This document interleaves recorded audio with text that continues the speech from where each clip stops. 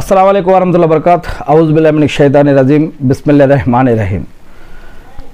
ప్రతి మానవుడు కూడా అల్లాహ్ సుబ్హానహు మాట్లాడతాడు అని, ఆ సందర్భం ఎప్పుడు వస్తుంది, ఎలా వస్తుంది అనే విషయాన్ని అంతిమ ప్రవక్త ముహమ్మద్ సల్లం గారు ఏం తెలియజేశారనే విషయాన్ని మనం ఇప్పుడు హదీస్లో తెలుసుకోబోతూ ఉన్నాము. ముందుగా నేను శాపగ్రస్తుడైన సైతాన్ బారి నుంచి సృష్టికర్త అయిన అల్లాహ్ యొక్క సాయాన్ని రక్షణ వేడుకుంటూ ఉన్నాను. అల్లాహ్ ప్రవక్త ముహమ్మద్ సల్లం గారి పైన శాంతి సౌఖ్యాలు కురిపించడం వల్ల ఆమీన్. హజరత్ అదీ బిన్ హాతిమ్ రజల్లా గారు తెలియజేసిన కథనం ప్రకారం దైవ ప్రవక్త ముహమ్మద్ సల్లం గారు ఏం చెప్పారంటే, మీలోని ప్రతి ఒక్కరితోనూ అతని ప్రభువు త్వరలోనే నేరుగా సంభాషిస్తాడు, మాట్లాడతాడు.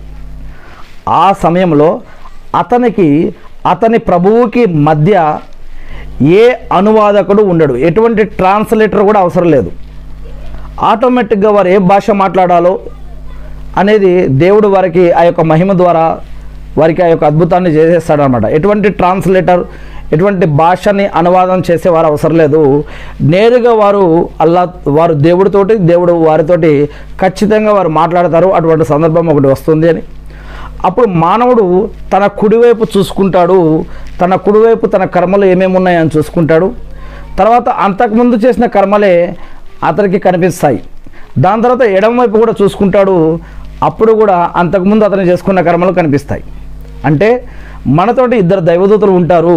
మనం మంచి చేసినప్పుడల్లా ఈ దైవదూత రాయటం, చెడు చేసినప్పుడల్లా ఈ దైవదూత రాయటం అనేది జరుగుతుంది గ్రంథాలలో.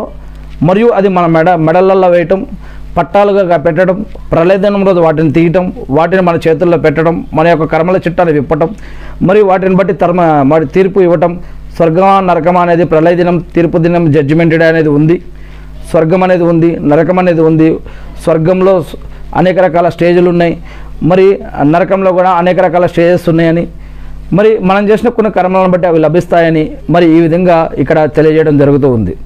అంతేకాకుండా మరి ఎడమవైపు చూసుకున్నప్పుడు కూడా ఈ యొక్క ఎడమవైపు తాను చేసుకున్న కర్మలు, మానవుడిగా ప్రపంచంలో జీవించి ఉన్నప్పుడు తాను చేసుకున్న కర్మలన్నీ కూడా అతనికి చూపించడం జరుగుతుంది.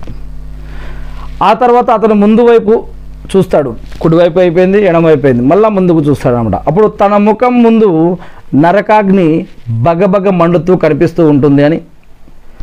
అందుకే చెబుతూ ఉన్నాను, ఒక్క ఖర్జూరపు ముక్క అయినా సరే దానం చేసి అయినా సరే మిమ్మల్ని మీరు కాపాడుకోండి నరకం నుంచి అని ప్రవక్త ముహమ్మద్ సల్లల్లాహు అలైహి వసల్లం గారు తెలియజేస్తూ ఉన్నారు ఈ యొక్క హదీస్లో అని ఈ యొక్క సహాబా గారు తెలియజేస్తూ ఉన్నారు.